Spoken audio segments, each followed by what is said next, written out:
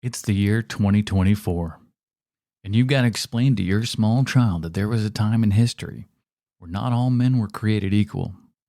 A dark time in which we all had to come to grips with the fact that Denzel Washington was credited after Matthew Broderick. I take it that's not a world that I want to live in. Welcome to Half-Ass Movie Podcast.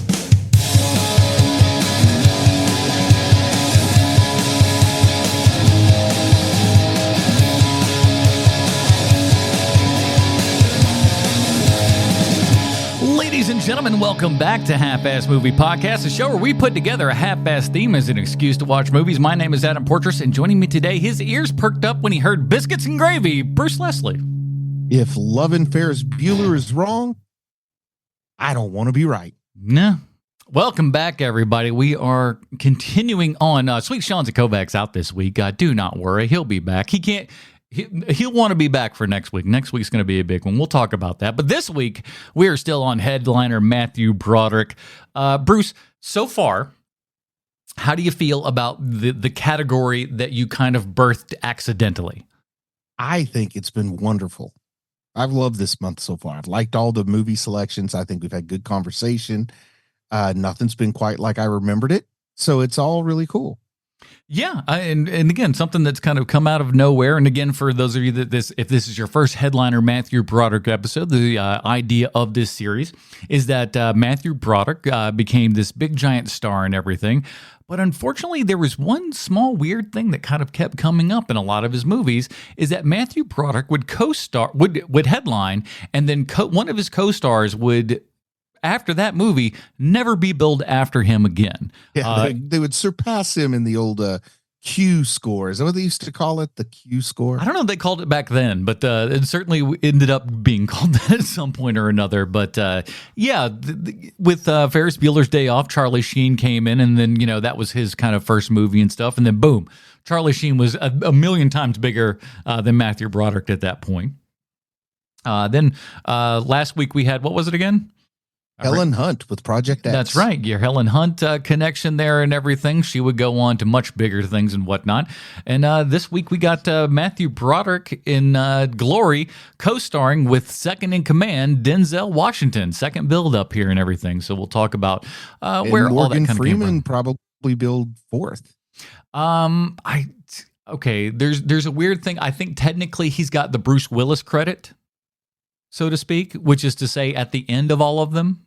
So that kind of has its own prestige with it. Exactly. It's almost kind of like, we put you in this little special spot, and Bruce Willis as the Beaver. Which I would watch that reboot in a heartbeat.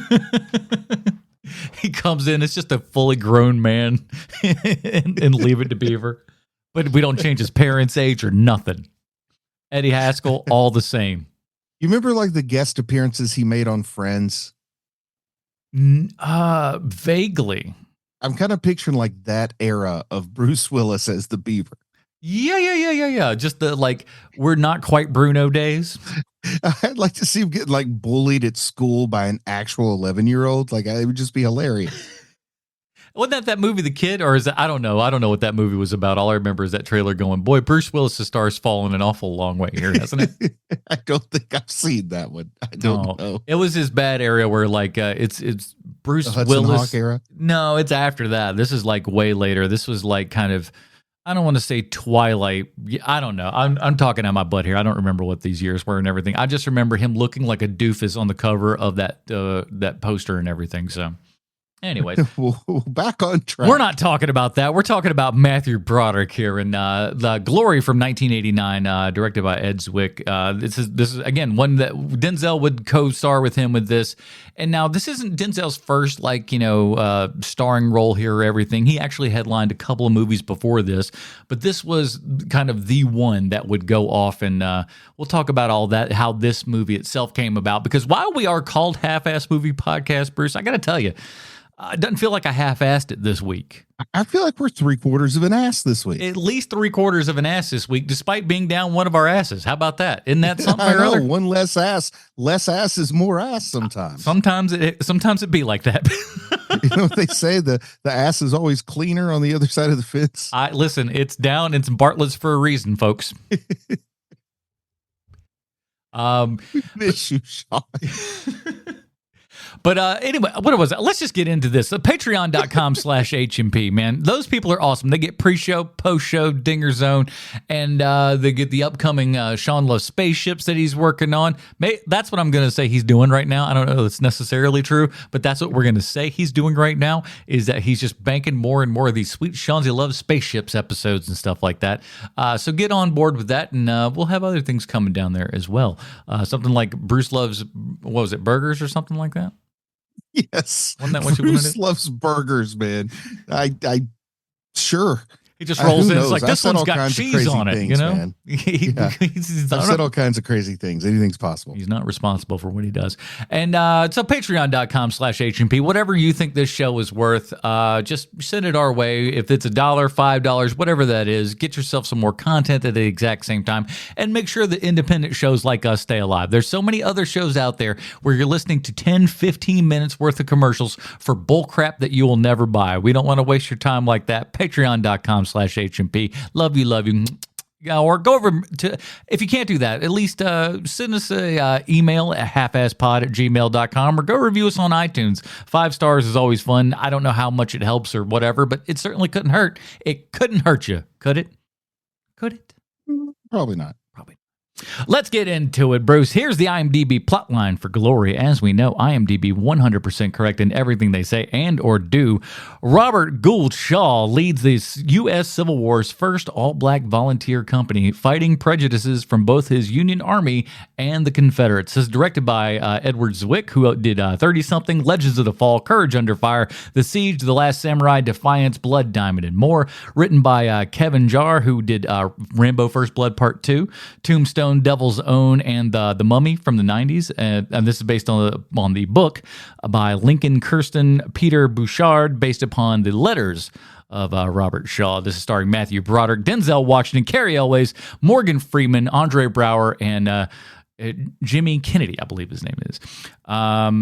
So yeah, 1989. I did not see this in 1989. My movie in 1989 was Batman.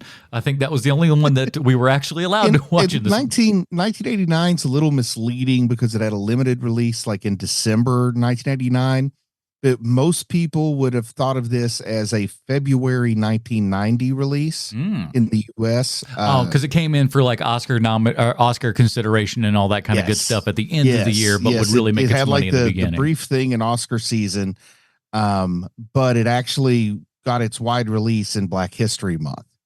And that's a whole lot I wanted to talk about. It was like, I was a high school kid when this came out, and this was really being pushed and portrayed as this big breakthrough in Hollywood finally understanding the black experience. Like, this was supposed to be a big deal in giving black folks their due.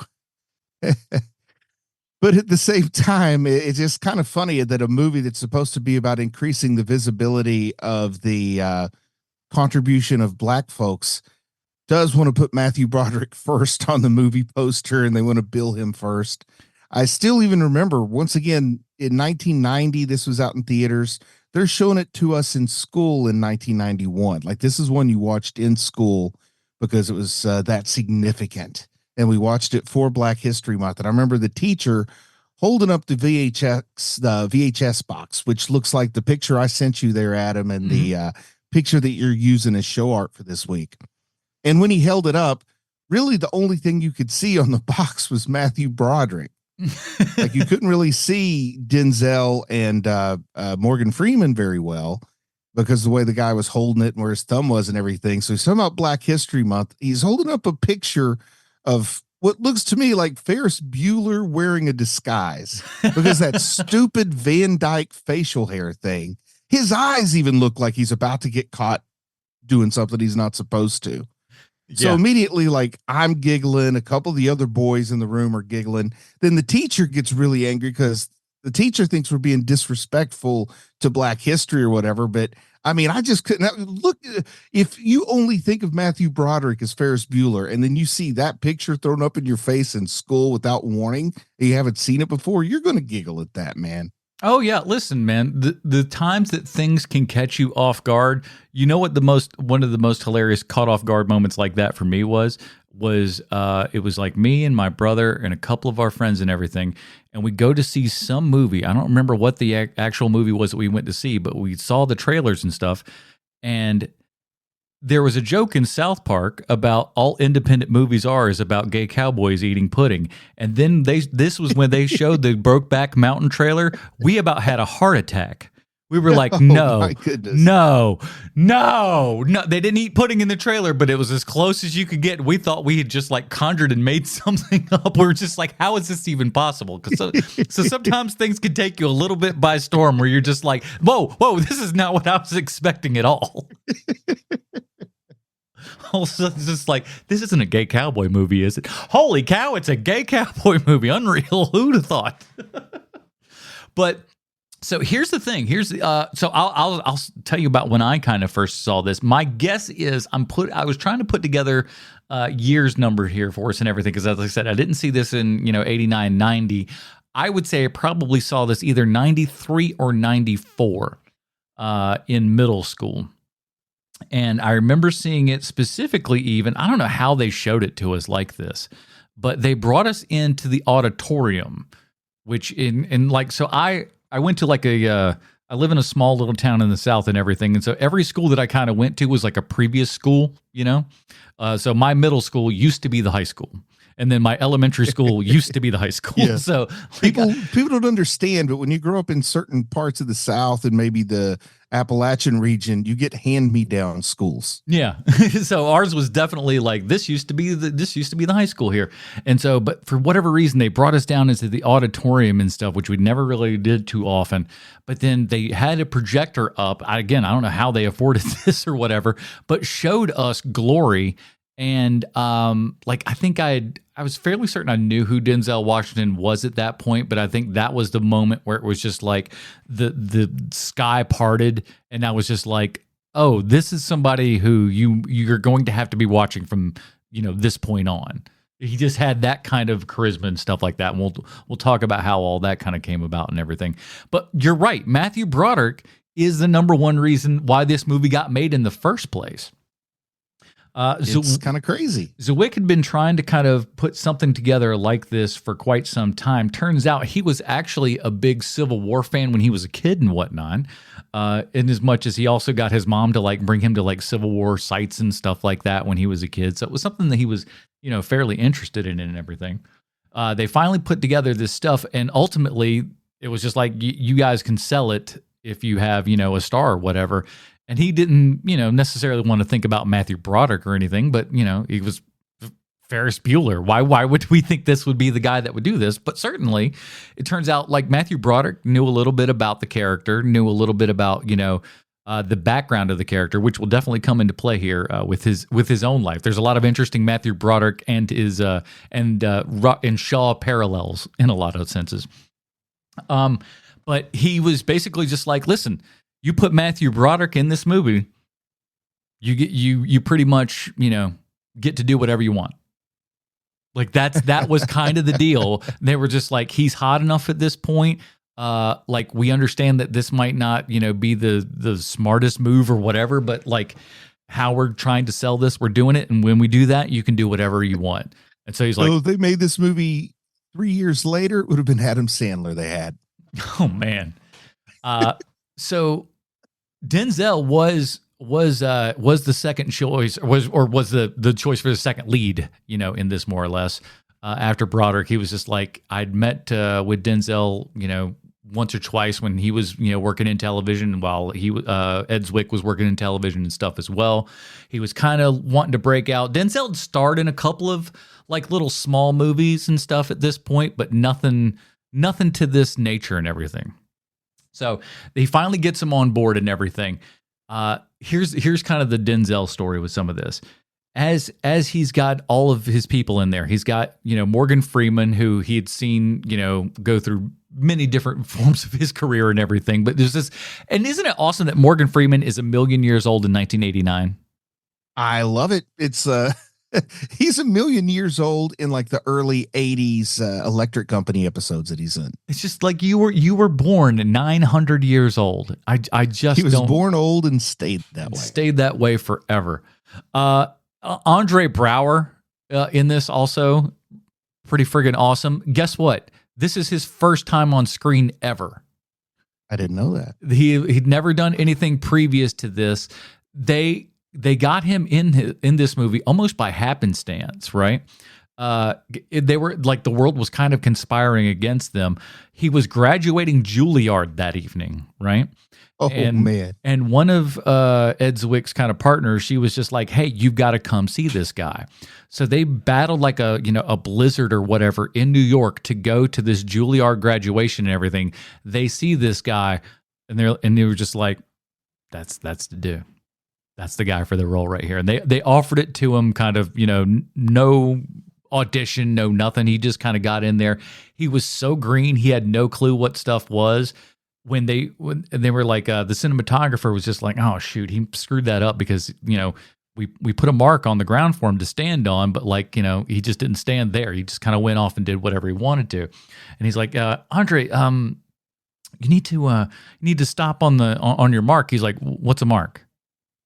He had no idea. He just didn't know. And he showed it to him. And then he became so fastidious at that point that he never missed an entire mark again. He was just one of those like, oh, I'm never screwing this up ever again. So he was from the get of go, that guy was just like, the uber professional dude here and everything.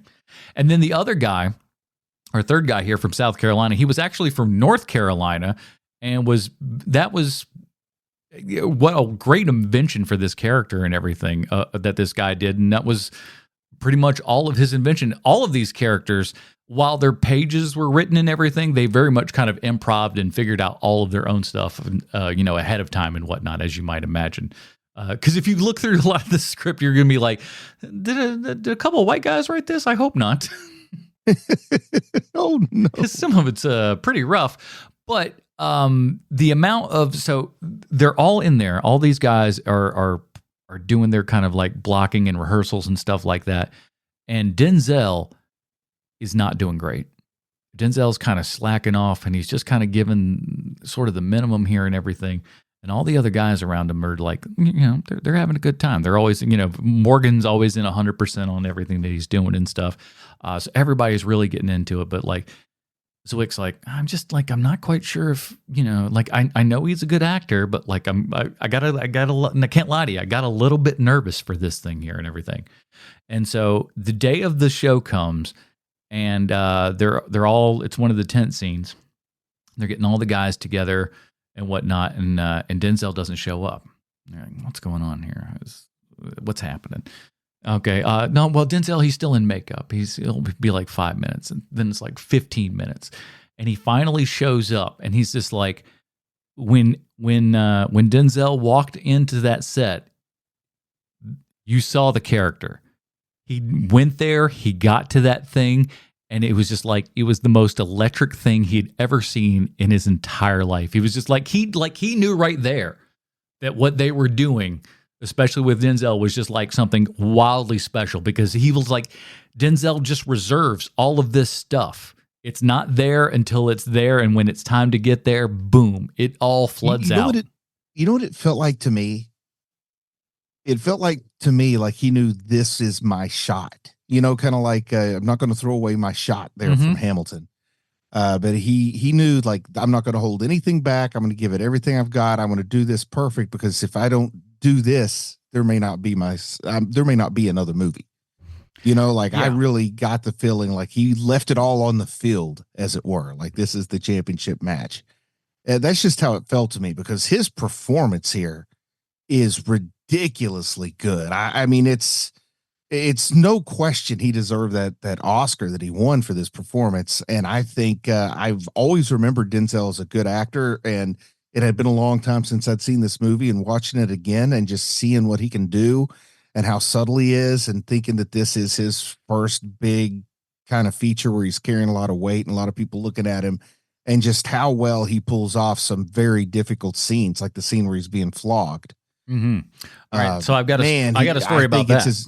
I think it's the best performance I've seen of his. I'll say I haven't seen everything he's ever done, but it's certainly going to probably go down as better than Training Day in my mind. Yeah, I mean, there's certainly very different performances, no doubt. So the story with the flogging and everything, so they'd kind of talked about it ahead of time. Well, not a ton about it, but and so they had like a special kind of cord that was made out of nothing that would really hurt you or anything, fairly soft and whatnot. Even Zwick was like, "Listen, can you hit me with that? I want to know what it feels like," which I think is a good thing. If you're a director or something like that, you should be probably willing to take something just to kind of. He's like, and it stung a little bit to let you know, just enough to let you know that it was there, but it didn't hurt you, just enough to get you a little bit.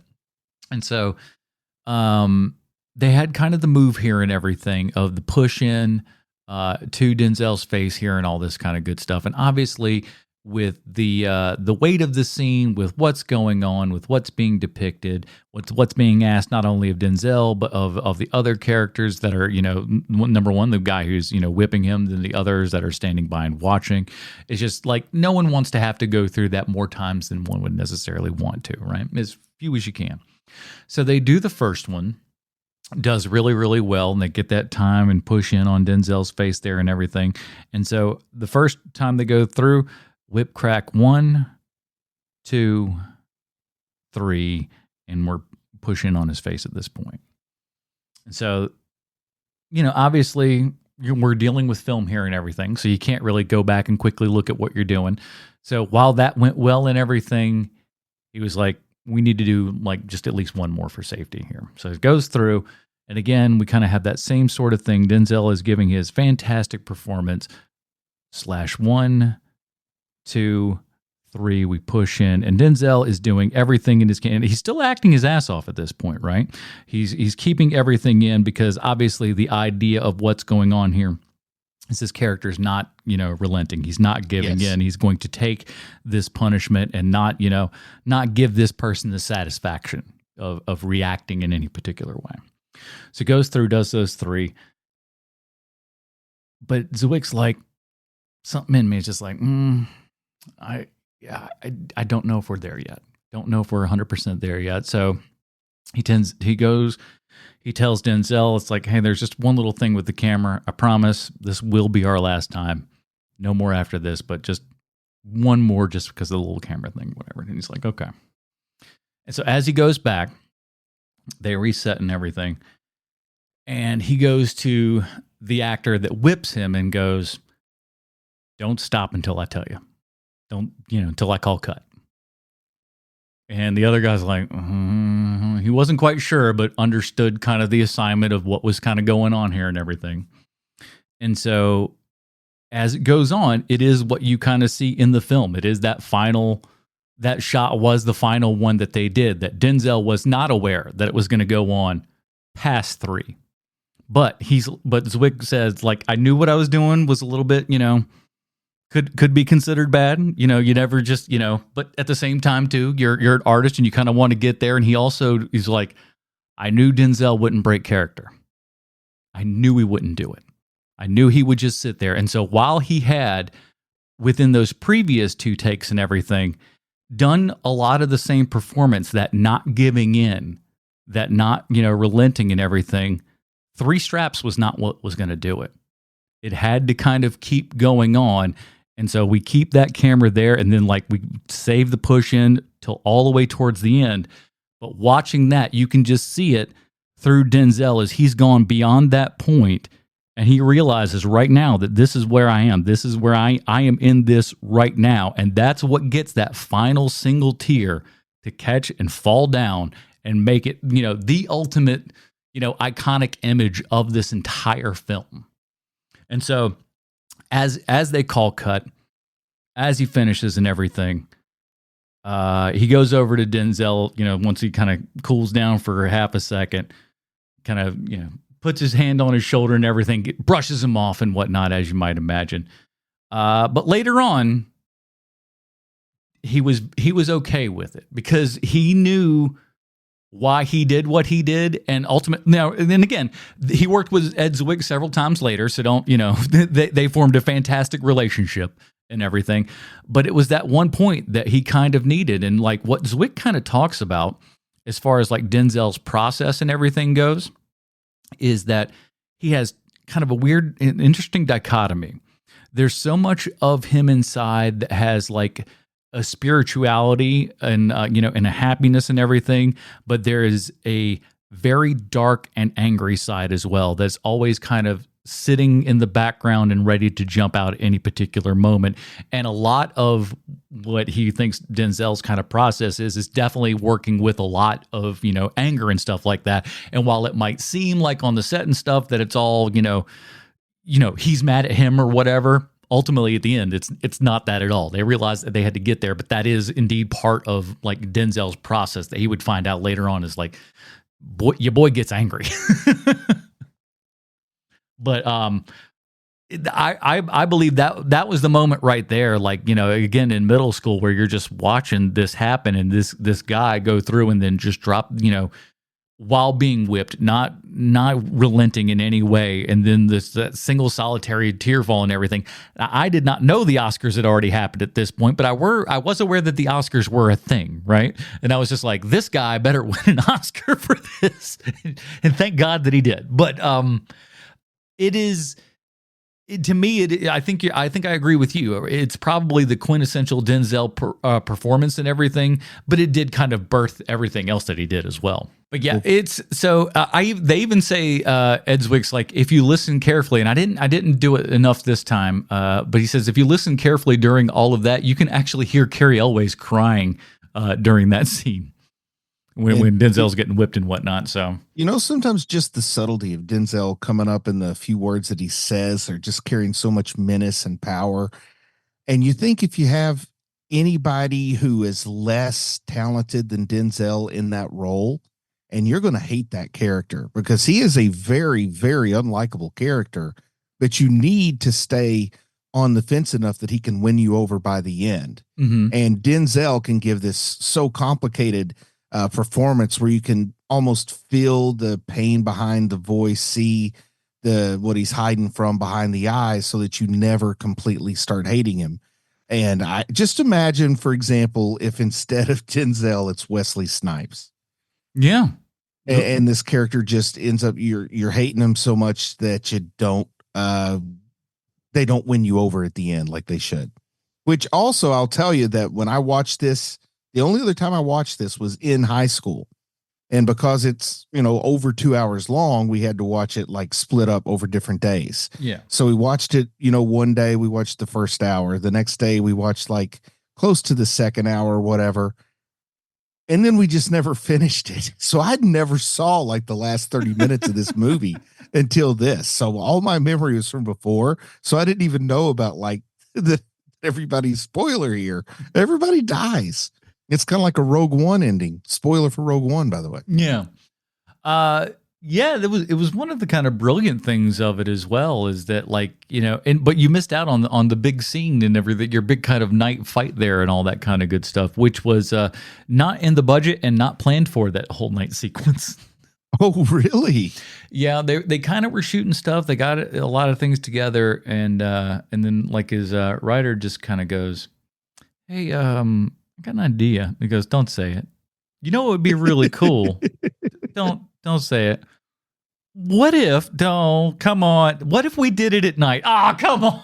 It's like, no, but it'll be really cool. We have a lot of the streaming stuff through the air here, all these big explosions and whatnot. And they were like, yeah. And then like they discussed kind of ways where you could do like a weird kind of dissolve thing to where, and they end up, I liked having kind of read this and then watching the movie and stuff. Having that sort of dissolve and everything. So it's like we don't have to shoot the whole thing at night. We start out with the kind of day thing and all that sort of stuff, and then we're hunkering down here in the kind of bunker, if you will. I will say that transition I found to be a little jarring, maybe a little confusing to the audience. It didn't quite make sense to me, the transition from day to night on that one. Yeah, essentially was that we wanted to end the movie at night and make it look cool. Okay, perfect. Which, again, is also an interesting thing, thinking about kind of the cinematography aspect of this and everything. This did win the Academy Award for Best Cinematography. And watching this on 4K, so I've got like the brand new one here from Sony and all that, brand new transfer and whatnot. It looks good, but you know what you do see a lot of in this? Things out of focus. There's a lot of soft focus shots in different things where you're just like, oh, this character should actually be in focus, not that one. That's just ever so slightly off and things like that. But it's weird that not to say that there aren't glorious, great images in this movie. There are, but like an Oscar-winning movie where I'm just going, there's a mistake, there's a mistake, there's a mistake. I think though that it was kind of beloved for its cinematography, because if I'm remembering correctly, this is one of the first letterboxed movies I remember seeing, like out of the VHS letterbox movies. It may have been where they're just kind of putting it out more of a prestige kind of edition sort of thing. I think it was maybe won 4 schools or something, but I do remember that being one of the first letterbox. The very first letterbox experience I remember has been her.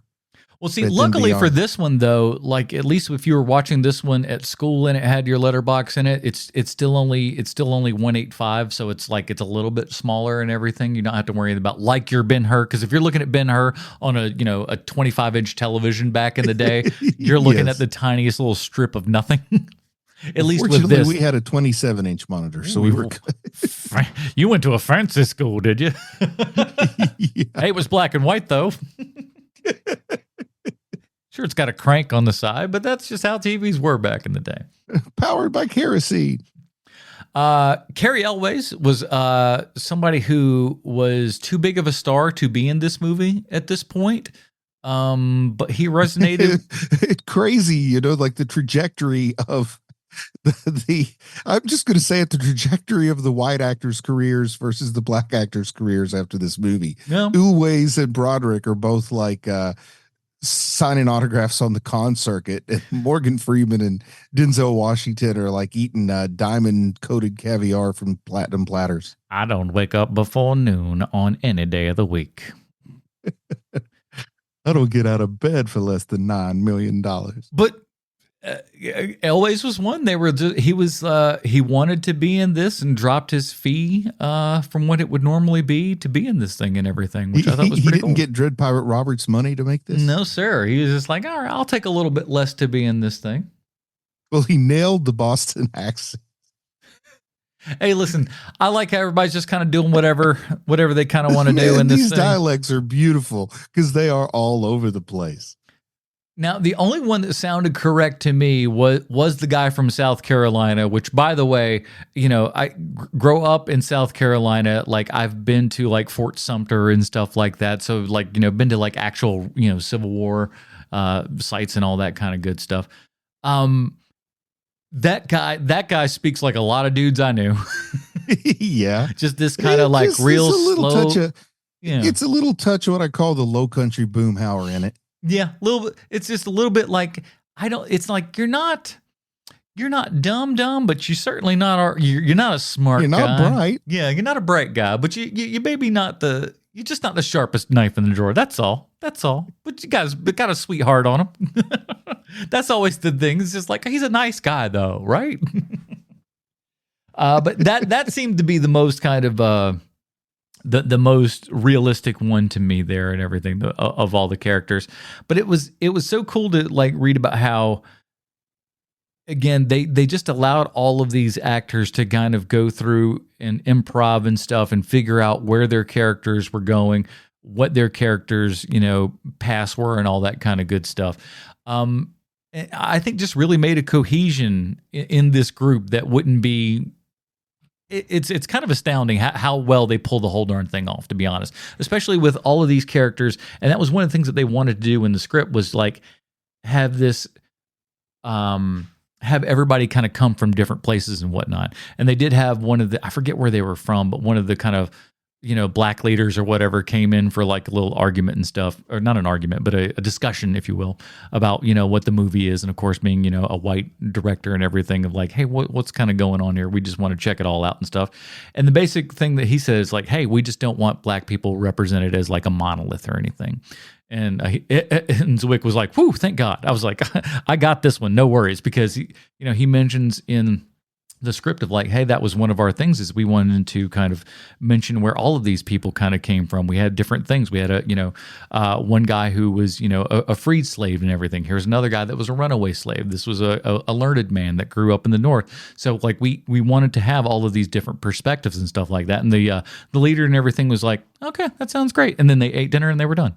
That was kind of like the extent of the conversation was just like, hey, we just don't want to be, all seen as one thing. And they were like, nope, actually, we are trying to, show the experiences breadth and wide as we possibly can here and everything. And he was like, all right, I'm satisfied with that. And ultimately, I think it works. Yeah. I want to give another compliment to an actor that I'm afraid may fly under most people's radar, but John Finn, who plays that Irish drill sergeant guy. Yes.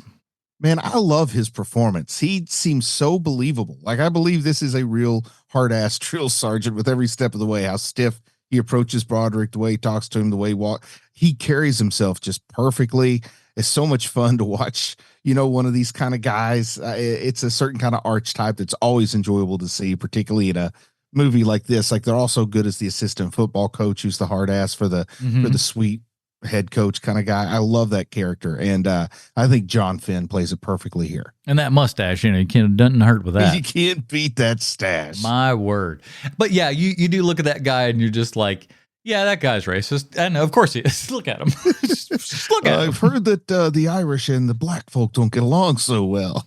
I love the conversation they're having in the background. Hey, listen, I like how they did kind of like, they mentioned this stuff like that. I was like, well, this much is true. It's like there were many people have traded the low spot as years go by. We'll kind of try to like, oh, we're assigned to this person now. It's been not great. So speaking of not great, though, let's talk about our buddy Matthew Broderick here. Now, what do you think? Do you think his people were sending out for your consideration clips from this film with Broderick for Best Actor? I don't know about post. I only kind of know actual production story here and everything. Like, this is clearly a movie that had major Oscar aspirations. Everything about it's written out that way, and it won a couple Oscars, so it was successful. But I just wonder if part of Broderick going into this is like, okay, they're going to take me seriously because this is going to be when I win my Oscar. Well, one of the big problems with this movie is that the producers initially, here, like I said previously, one of the kind of conditions of this movie getting going is having a name as big as Matthew Broderick's name. But one of the mistakes they did was actually tell Matthew Broderick this information. Was pretty much, we're making this movie on account of you. So as that, might put into your brain, oh, well, I'm in charge. Matthew Broderick brought a lot of bad stuff to this movie as far as I bet, as far as all that kind of stuff goes, because they've told, this is like he's just kind of post Ferris here and everything. His star is kind of blowing up. And he can kind of do whatever he wants. And again, the reason this movie is getting made is because the name Matthew Broderick is going to be the first name that pops up. So Matthew, what you don't know about him at this point in his career, and I don't think anybody actually knew, was that his mother was kind of running the show. Mama Broderick was I can see that. a bit of a puppeteer. I mean, that's how it works. Mm-hmm. So she wanted very specific. Now, she also comes from, as you might imagine in your Hollywood, a very kind of left-leaning, liberal type person here and everything. And of course, she had some great, heart and thought about everything and wanted very specific things to be within the movie and stuff, and things that would ultimately make the Shaw character kind of look a little bit better. And actual, some historical things. I'm not going to say that everything that they mentioned was, hogwash or anything. Some of it was probably pretty good. They're like the Emerson stuff. That's all Matthew Broderick's mom bringing that stuff in. A couple other things, but there was a whole subset where the first, I would almost say quarter of the movie, you don't even see. They ended up shooting some of it, but you don't even see it. Where, we get a whole buildup of his character and stuff, and we spend so much time with Matthew Broderick initially, but all of that stuff got cut the hell out. And let me tell you, Broderick and Mama, not happy about that set of occasions. Well, this has gotta be strangely close to when Broderick loses his momentum with Godzilla. So we still got a long way for that to happen. Oh yeah, we're far off from him going down the toilet at this point. He's still flying high. What do you think about his actual acting in this? I mean, let's compare to what we've seen with Project Deck and Ferris. I think this exposes his acting limits, that his range does not stray that far from who he is in real life. How does that sound? No, I Like can see that.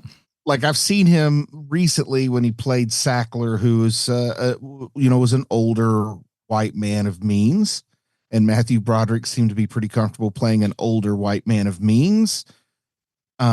He fell right into it. What do you know? Yeah. And I think he was a great Ferris Bueller, and I think he was a good, cocky young pilot for Project X.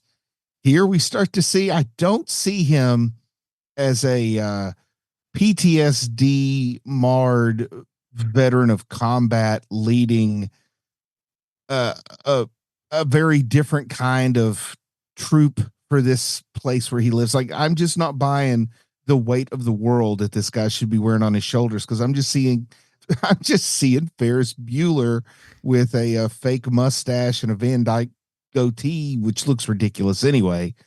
He's just got, and then don't they give him a little bit of a Buster Poindexter bouffant hairdo at one point? The hairdo and costumes and facial hair in this movie are fantastic in a good and bad way. Do you watch Trailer Park Boys at all, Adam? I've seen an episode or two. Do you know who Ricky is? I think so. That's like the Canadian Danny McBride. Yeah, that is. So they've, he's got the poofy hair, the Van Dyke facial hair thing. And there's one point where I'm like, my goodness, they've made this Civil War colonel look like Ricky from Trailer Park Boys. Like, what's going on here? Because they just don't pull off. I don't buy that. Everybody else is great. I'm believing everyone else is from this era. Matthew Broderick is like, if Bill and Ted had got a Civil War colonel and brought him back, that's how they would have portrayed it. Like he is just not in this Oscar-winning film. Man, for me, I am so undersold on Broderick here, and I love Matthew Broderick, but boy, he's great in Paul Simon. He doesn't do crusty "Dear Martha, listen to this" very well. Oh, then you were you're lucky we didn't get the Matthew Broderick edit of this bad boy. So get this at this point. So Broderick doesn't like a lot of confrontation, right? So he's having to talk to Zwick like on a push to talk walkie-talkie thing because like they're both in like weird locations or whatever, and they're going through. But they just. He's constantly just kind of like not saying anything. Broderick doesn't like to be confrontational, but wants everything his own way and everything. It's like one of those real kind of just nut job stuff. But again, his mom is really kind of the one that's spearheading a lot of this sort of stuff. And it's funny because Zwick's like, it's weird because I knew his father actually. What? He knew Matthew Broderick's father from something previously. That is unusual. But that didn't ingratiate him anything. And Matthew Broderick's dad had died at that point, and his mom was sorry. Yeah, and his mom was not so that didn't ingratiate him to anybody. That was just like, hey, I used to know Dad. Don't care. But he was just like, he just fought with them about a whole bunch of different things, and like it wanted at one point. They brought him into a screening and everything, but they'd forgotten to tell them that he cut out all of the expository stuff about, Shaw's backstory and all that kind of good stuff because it wasn't really needed. Ultimately, this is a movie about the 51st Regiment or whatever. It's about the regiment crew. 54th, it's 54th. Yeah. It's about the regiment crew. It's not about, about the Shaw character really. And so they finally showed this screen for him, and they were like, oh, maybe they'll just kind of, wake up and be like, oh, you know what? This is actually really, really great. They're like, they didn't even turn around to look at us when they left. And then they went back and they're like, Matthew wants to try to cut the movie. and Zwick was like, excuse me? He just started laughing. He goes, what are you laughing at? He goes, no. It's like, I'm sorry, but like, I've got a final cut here. What on earth makes you think that Matthew Broderick is going to be the one to correct this thing?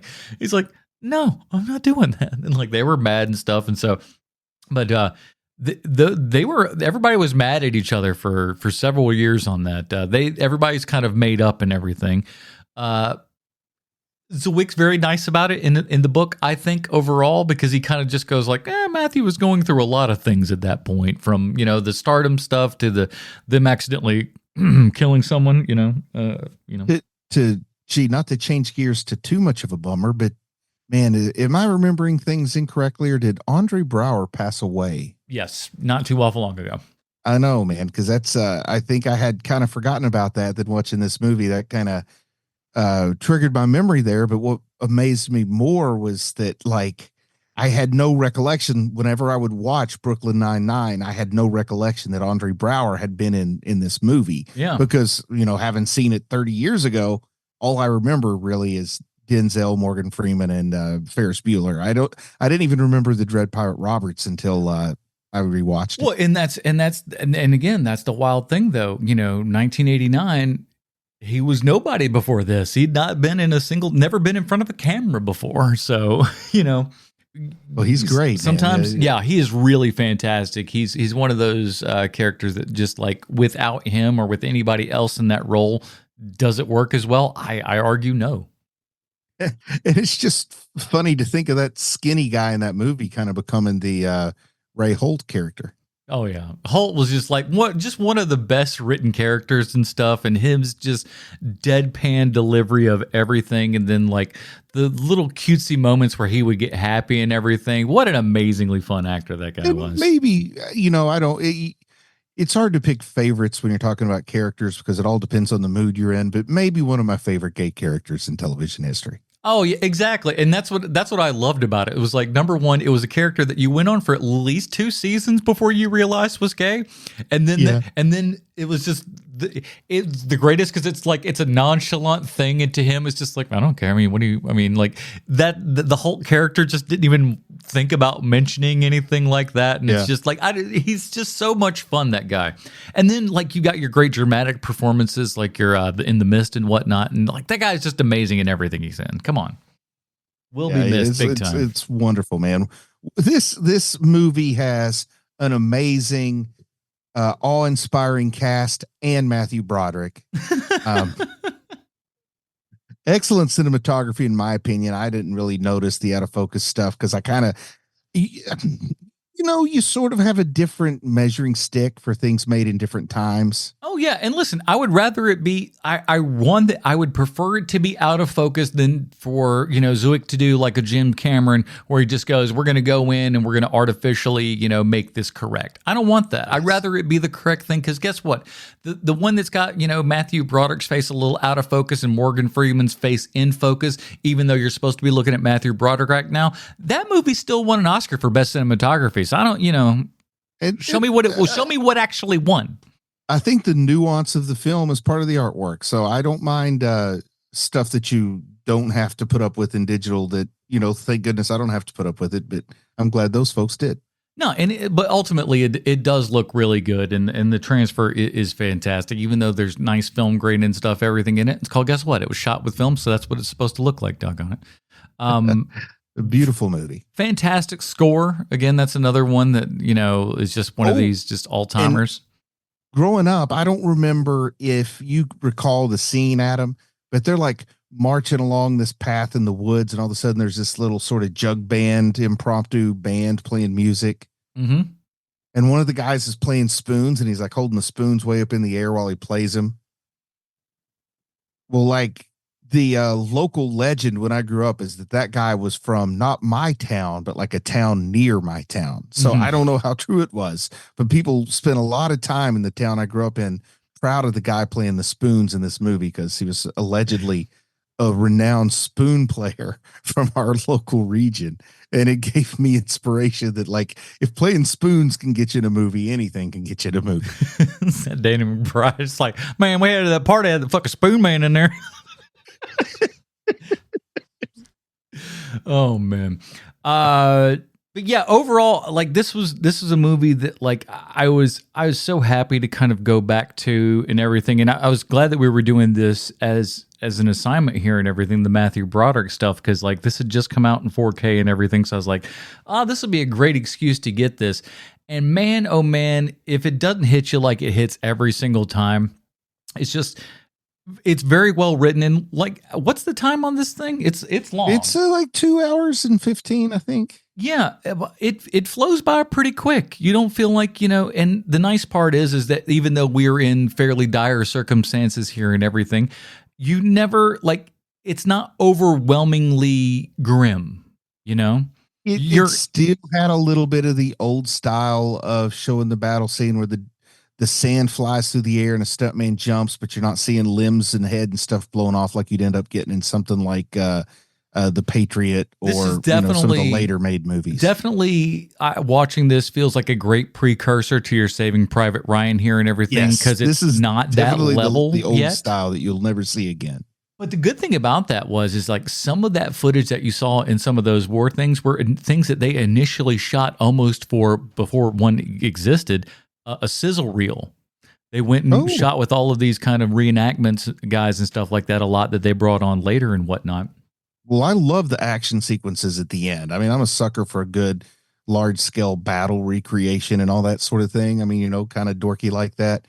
And I really, really enjoyed that charge that the 54th was trying to pull off, and the way that it looked and the way it was shot. I enjoyed it a lot. Had good energy to it from a guy who likes that kind of thing. And they went about it in a very smart way of like going like, hey, we have to recognize how we need to shoot all of this stuff. So they got their big giant masters and stuff, and then specifically got close-ups and everything. So they were, the idea is, hey, if every now and then you do see some of this big stuff over here, you won't think about it when we're, pushing in on the tighter stuff and there's a lot of smoke and things everywhere. So there's a lot of distracting things of that going on. So we can shoot a lot smaller without having to continue on this, ungodly giant. Because some of those battle scenes, when you get to those wide shots, there is so much stuff going on. It's like, and again, when you think about how late 80s this is and everything and how well it is shot, especially all those action scenes and stuff for the time, pretty amazing. And I have absolute zero knowledge, like zero real world knowledge of bayonet fighting, but it looked like what I would imagine very realistic bayonet fighting would look like in these circumstances. I had a lot of fun with that too.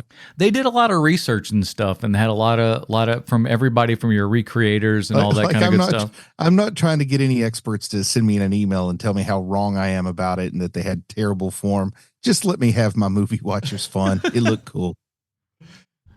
Hey, I keep those emails away from you, Yes. Send them all to Jonathan. Yeah. All right. Let's get into it. Glory from 1989. Art or fart? What say you, Bruce? I mean, this is clearly art. Even though the biggest negative would be Matthew Broderick's performance, it's still not like it's an incompetent performance. No, it's just kind of fun to. There are moments in here that you do go like, oh, and then the kind of Matthew Broderick comes through and stuff like that. Part of it is part of the dress. Part of it is there's a lot of different elements, but he is the weakest element. But even it's fun to dogpile on Broderick a little bit just because he's so overshown. I mean, he's so out of his league in this movie. Just the way it's shot. His co-stars who just happen to all be the best at their job 20, 30, 40 years later. Mm-hmm. But I love it, man. It's beautifully shot. It's nostalgic feeling to me because it still kind of feels like it's from a bygone era, even though it's right there at the verge of 1990, 1989. I guess not that long ago, but it feels like, well, it probably is because it's that Batman year, 1989. Yeah. I feel like the universe changed after that in the world of cinema. Oh, I mean, listen, I think that was clearly art. It's visual art. The writing is art. There might even be some educational value to this. I have no idea if there's a accurate lesson to be learned or not, but it is something they showed me in school. Yeah. And they continue to show. Preachy, not too preachy, not as white savior as you think it's going to be. And that was one of the things that they were scared of it trying to be some white savior thing, and they certainly didn't want that. And of course, the more Shaw that they ended up cutting out, the more that it was definitely not meant to be that specifically. So that's, if anybody wanted to be more of a white savior thing, it was probably Matthew Broderick's camp. Yeah, considering that the source material was written by a white man during the Civil War, it comes across as not as problematic as you'd think. You know what I mean? Like the source material were his letters home, and it could have potentially been a lot rougher than it was. Well, the good thing is, though, is that they don't overly make him out to be like he is, like the Christ-like figure of all this. He's saving everybody. He's all this. He's at least enough of a convicted character and stuff. So he's got flaws. He's not perfect. He misjudges things and doesn't, understand everything that's going on. He makes some wrong choices and stuff. So I do like that aspect of it. Also, no one is saved. I mean, you know what I mean? The glory is earned by people, but no, he doesn't save anybody. They all die. Mm-hmm. It's not like they were all about to die and he by himself charged up and saved the day or told them how to do it. I mean, he bit the dust and then it was left to them to go off and do their business. But so he was definitely not a white savior when he's the first one to die at the fight. Yeah. But it was about everybody, like, because the movie is about so many things at the same time too. It's not only about slavery and black. It's just also about being men and wanting to step up and kind of do the right thing and just wondering where your place in society is, especially having just kind of been introduced into society, so to speak. So we're trying to find yourself, trying to find a purpose for where you're going and something that you're actually proud in, something that you're worth fighting for and everything. And at a time when that's got to be something that's very difficult to seem to want to fight for, or at least with that particular, who's to say? It's a time with which we'll never understand because we're so far removed from it and everything. Well, but knock on wood. But it's a fantastic movie that like you said, it continues to be used in education. That's one of Zwick's things that he says is like, listen, the movie can make money at the box office, and that's a temporary, fleeting thing or whatever. Critics can come in, and he's just like, critics don't mean anything anymore. But you know what? This movie's still shown, as an educational tool for kids and stuff to say like, hey, here's what this particular group of men went through and everything and stuff. And it's, it's educational, it's good. And because it's done as well as it is, it will grab you.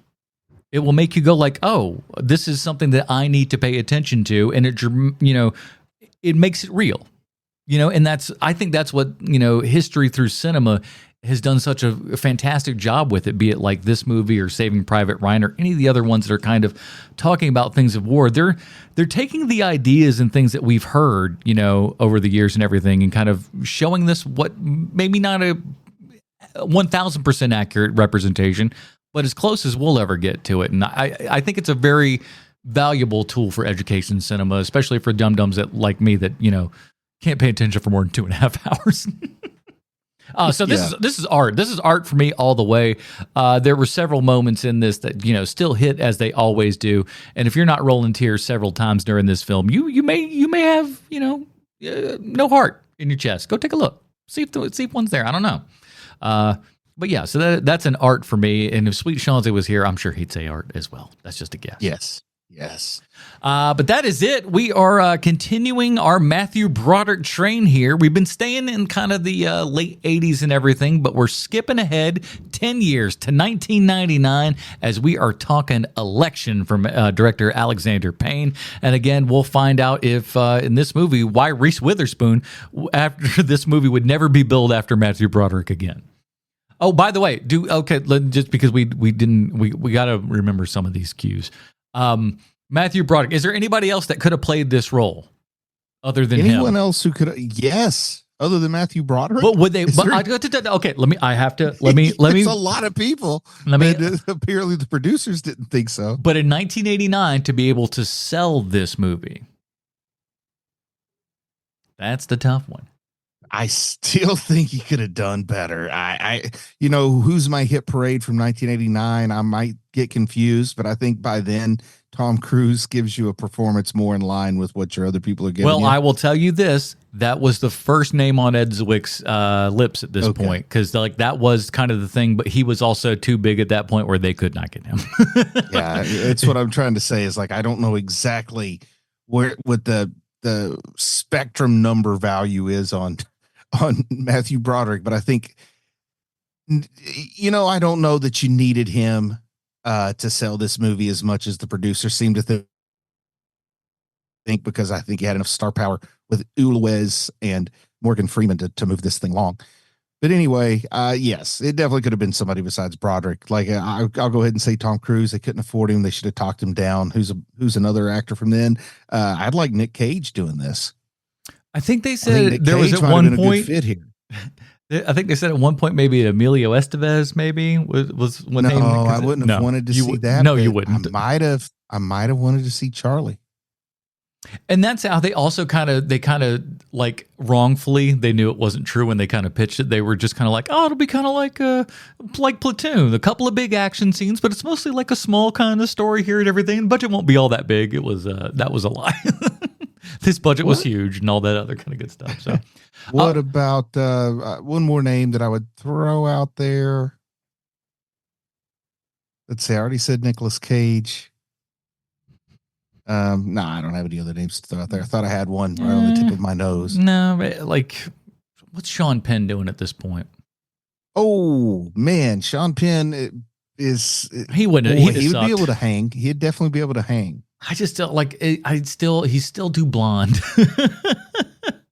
I don't know that you could have taken maybe in the Carrie Elways role or something like that. Maybe. What's Patrick Swayze doing in '89? Not this. He's already done the blue and the gray, and he was pretty good. Yeah, listen. Imagine Patrick Swayze being from Boston. It's almost like Arnold Schwarzenegger being from Chicago. I'm from Chicago. Shut up. Because Patrick Swayze can do a lot of things when he acts, but he doesn't ever lose his Texas accent. Not much. So I like the idea that here is this guy from Boston, and he sounds like he ought to be playing General Lee instead of General Shaw, Colonel Shaw here. And just one final recommendation, just because I did it in preparation for this, and I also kind of wanted to know it and read it anyways. Check out Ed Zwick's book, Hits, Flops, and Other Illusions, My 40-something Years in Hollywood. Really interesting book. Goes through all of this kind of big... How long is the audiobook? Let's see, 7 hours ish, somewhere in that neighborhood. Because I like to push the 8 hours plus. So I do too. Like this one's good enough for I think it's a decent enough length for you with everything. You get a good breadth of his career and stuff, and all the way from your 30-something years to like this being his like big first movie, you know. And it gets all of this, you know, accolades and stuff like that. And he kind of I don't know if they've ever done him on Blank Check, but boy, he'd be a Blank Check podcast to listen to for sure, because after this he just got like thing after thing after thing of just like, hey, we'll give you whatever you want. You're gonna give us another Denzel flick? Why not? Let's do one of those. And he would go on to work with Denzel again, thank God. So they had a fantastic relationship. So as much as that, you know, scene might have been like, ooh, it worked out in the end. So I guess that's all that counts. So that is it, everybody. Join us next week when we're talking election from director Alexander Payne and co-stars Reese Witherspoon. For the absent Sweet Sean Zakovacs from the internet, Bruce Leslie, I'm Anna Portress, reminding you that the only difference between art and fart is an F.